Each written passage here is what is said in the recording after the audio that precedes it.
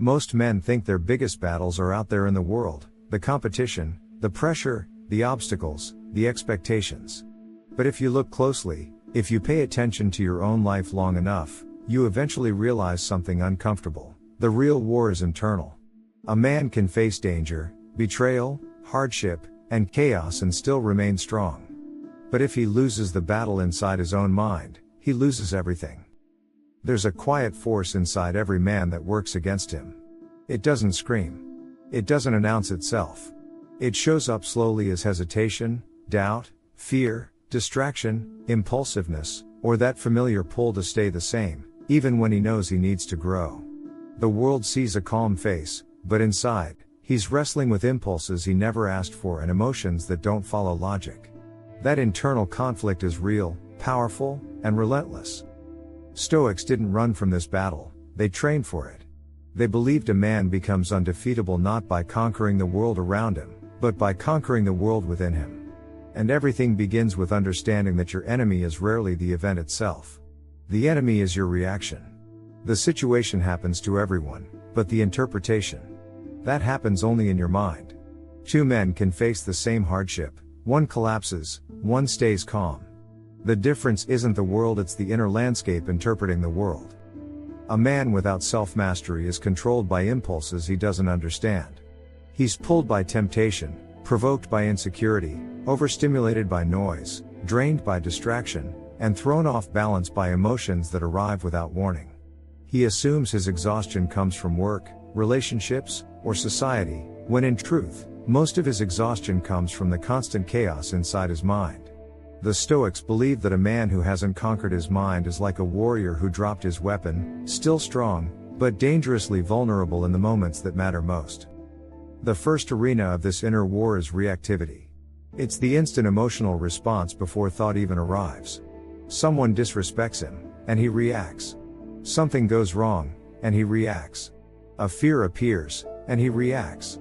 A desire tempts him, and he reacts. In that moment, he becomes a puppet pulled by whatever emotion hit first. Stoics train themselves to create space between stimulus and response, a breath, a pause, a moment where impulse loses control and self-command takes over.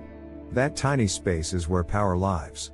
It's the difference between escalating conflict or dissolving it, between panic or clarity, between collapse or composure. The man who wins that space wins the moment. The second arena is the internal dialogue. Every man has a narrator in his mind, and for most men today, that narrator is hostile. It exaggerates danger, underestimates ability, predicts failure, amplifies anxiety, and repeats old stories of weakness. This voice isn't evil, it's untrained. Stoics didn't try to silence this voice, they re-educated it. They confronted it, questioned it, challenged its assumptions, and reshaped it until it became steady, rational, and disciplined. When the inner voice becomes clear instead of chaotic, a man stops drowning in his own interpretations and begins steering them. Another part of the battle is learning to feel emotions without becoming them. Stoicism was never about emotional suppression. It was about emotional separation. Anger can show up without defining who you are. Fear can arise without directing your decisions. Doubt can appear without dictating your identity. Modern men struggle because they merge with every emotion they feel. If they feel fear, they assume they are fearful. If they feel insecurity, they assume they are weak. If they feel overwhelmed, they assume they are incapable. Stoics understood that emotions are visitors, not rulers. They come, they teach, they pass. The man remains. Then there is the battle of attention. Today, distraction is engineered to be irresistible. Every platform, every notification, every headline tries to hijack your mind. A distracted man is a defeated man. Stoics trained their attention the way warriors train reflexes, through presence, repetition, and intentional focus.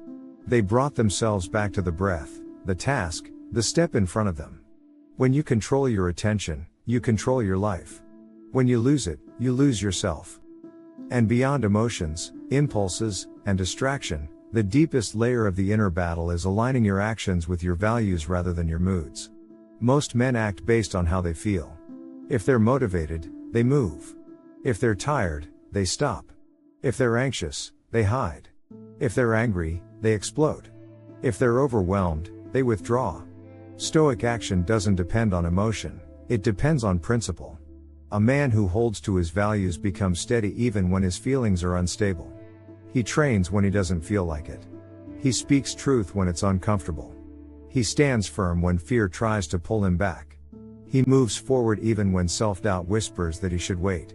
That is one of the highest forms of self-conquest. A man eventually realizes that the state of his external life is shaped by the state of his internal victories or internal losses. If he's inconsistent, the war inside him is inconsistent.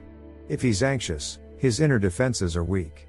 If he's constantly distracted, the battlefield of his mind is unguarded. If he's easily provoked, the inner kingdom is unstable. Stoicism doesn't solve this instantly, it transforms you gradually by teaching you to rule the only territory that is truly yours, your own mind. The man who wins this internal battle becomes someone life cannot easily break. He becomes calm in chaos, focused in noise, steady in pressure, disciplined in temptation, and grounded in storms that overwhelm others. The battle within is the hardest war a man will ever fight because it never ends. But once you start winning, everything in your life rises with you.